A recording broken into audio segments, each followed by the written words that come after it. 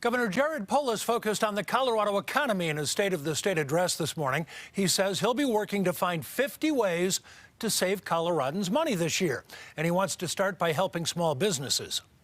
I'm proposing that we further reduce fees like the unemployment insurance premium, the paid family and medical leave premium, resulting in hundreds of millions of dollars in savings for businesses and workers that power our economy. The governor also mentioning high housing costs and investing in K-12 education. He also has a 3-year plan to increase and stabilize our health care workforce. And the governor talked about better recruiting and training of our police officers to reduce crime. CBS 4's Jamie Leary was there today for that speech. And Jamie, the governor says another priority is addressing the rising mental health issues among our young people. Jim, mental health care absolutely is a top priority this session across the aisle. The I Matter Colorado program is a perfect example of those efforts. It's aimed at helping Colorado youth access mental health care. And today we met one brave teen. He stood up in front of the entire legislative body to show lawmakers why funding programs like this is critical.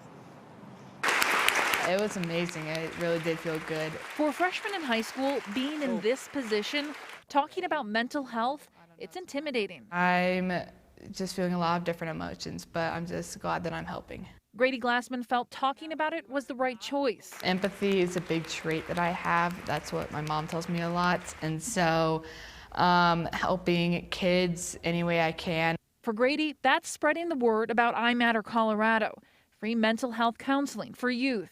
And there's no better platform to talk about the impact than in front of lawmakers at the State of the State. Not everybody who goes through this wants to talk about it, but by talking about it, Grady can help others. And it's a topic with bipartisan support. I'm very optimistic. There's strong support from Republicans and Democrats in being able to better serve people in mental health crisis, people who are suffering from anxiety and depression, also reducing our suicide rate.